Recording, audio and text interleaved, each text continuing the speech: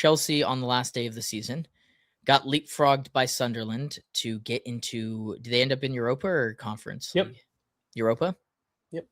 So Sunderland on the last day of the season at the Stadium Light leapfrogged Chelsea to get into Europa League, and Bournemouth a game as that Fofana gets a red card. And that just, this whole game was a great summary of what this whole season has been for Chelsea. So without further ado, you can take it away. Yeah, man. I mean, we only needed a draw. That's the funny part. Results absolutely went our way. Brighton needed to lose by 2 or more. United took care of that when they did not have to. I mean, you couldn't have asked for an easier path to Europe. I touched on it in my 5 things video, but Liverpool finished on 60 points, and they finished in 5th place comfortably in a Champions League spot. You guys know how much I slate Pochettino. We finished on 63 points. So it didn't take much to get into the Champions League, let alone European spots. And we gained 4 points in our last 10 games. I mean, the stat I had, Dylan, was Maresca left halfway through the season after game week 19, and we were in 5th on 30 points. We weren't in the best of form at all. 8 wins, 6 draws, 5 losses. The 19 games after that, 22 points, 15th place on form. 26 goals scored, 31 conceded, 6 wins, 4 draws, 9 losses. 15th place form for half of a season. Absolutely diabolical. Like you said at the beginning of the episode, Dylan, it couldn't have gone worse for Chelsea fans in particular, right? You got to see Spurs stay up, and again, I didn't mind seeing West Ham go down, but Spurs stay up, we lose the FA Cup final, don't qualify for any European competition when it was, again, one of the easiest paths in years. Didn't qualify for any Europe, Arsenal won. Couldn't have gone any worse, and I think it is a unfortunately very, very unfriendly reminder of how we got this place. This is how we treated this season. I mean, I said it months ago, we'd be lucky to finish in the top half, and sure enough, we scraped 10th place. So this is what you get. I think we saw over at Milan today, they fired everybody. Allegri's gone, the directors are gone, everybody. And that's for finishing in Europa League.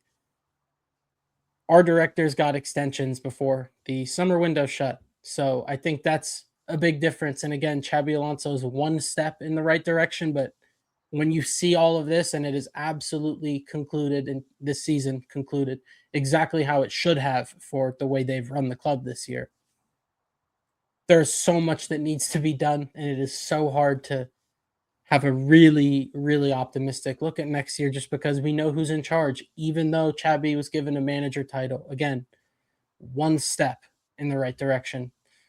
So much has to get done. I mean, like you said, this game perfectly summed it up. We should have lost 5-0, but we only lost by 1. We absolutely could have gotten an equalizer. I mean, even the game against Tottenham that we won, we weren't better than them for the 90 minutes, but we got the result. So if we just got another goal, maybe with 11 men, we could have. But second red card of the year for Fofana. So the first guy to double dip. 8 red cards in 38 games. There's so much that needs to be done. And I think the most important thing is getting rid of a lot of players. So many guys have to go. And it's going to be more than we think.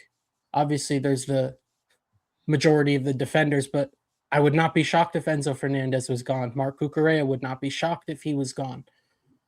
I don't have ill will towards all of these guys, but at the same time, when you look at a guy like Cucurella or Enzo entering their prime years, what are we doing playing 1 game a week? This is not what we signed up for. We were told in that PowerPoint we were shown 3-4 years ago that this was a team competing on all fronts.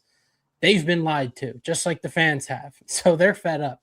And I can understand losing your patience there. I know they have a lot of years left on their contracts, but I would not be shocked if some of these guys left, and you could clearly tell that not everyone was really up for it. And again, just disappointing. That can't happen. I don't think that's acceptable. And as much as I've enjoyed the years, some of these players, Enzo Fernandez has given us a lot of great moments.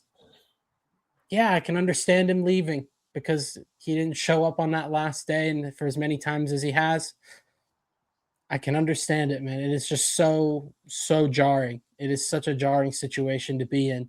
But we're here. We need players that are committed, and if they're not, just go. I mean, City's policy's always kind of been that way. That's a team that was winning a lot of trophies, so you can definitely afford to do it more than we can. But if we're really resetting, if we're really giving Xabi power, give it to him. And that includes the new guys coming in. There's already the pre-agreements, your Omegas, your Barcos. I haven't even seen Omega play a full 90. I don't care. If Xabi doesn't want him, good. Get him out. We don't need to do this project thing anymore. Like, I love Mike Penders. I think he's a great goalkeeping prospect. Do I want to wait 3 years for him to be ready? We can't do that. We can't be doing that.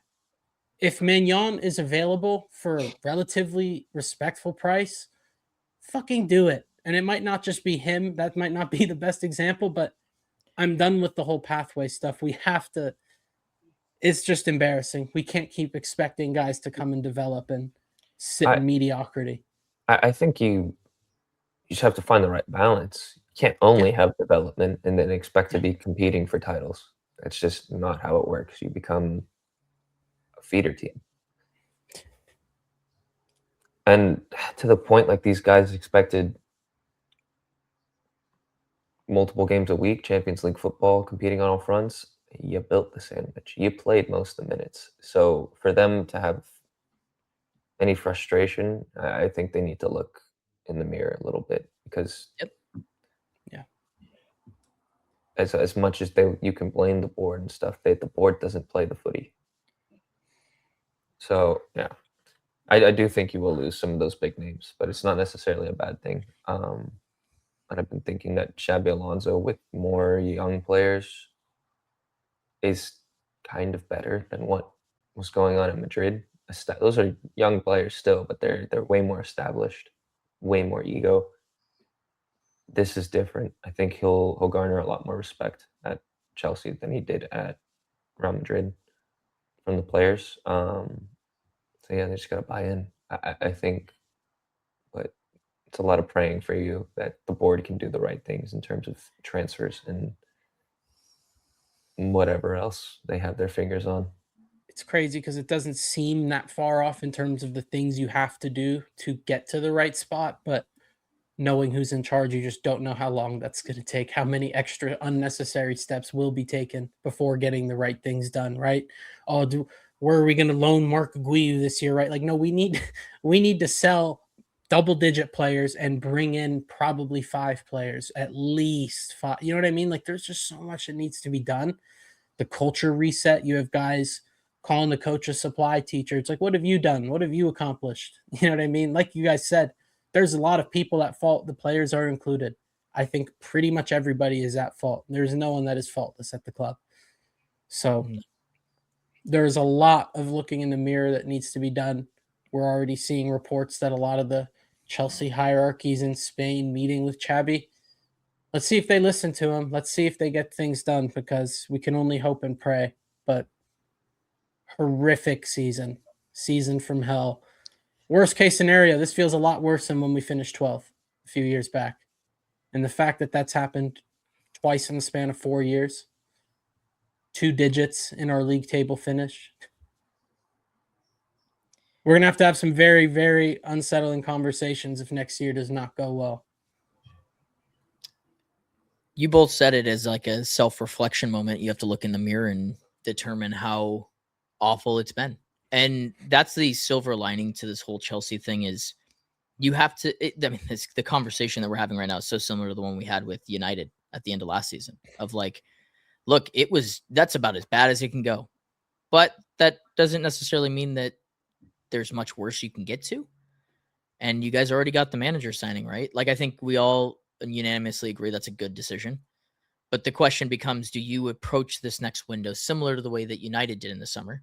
Only time will tell, right? Where you prioritize a certain number of position groups and you go, hey, we have to hit on these. Do Chelsea hit on those positions? And then we talk about this same conversation at the end of next season with one game a week and building momentum and building towards something good with a new manager. Like, can you do that? Time will only tell.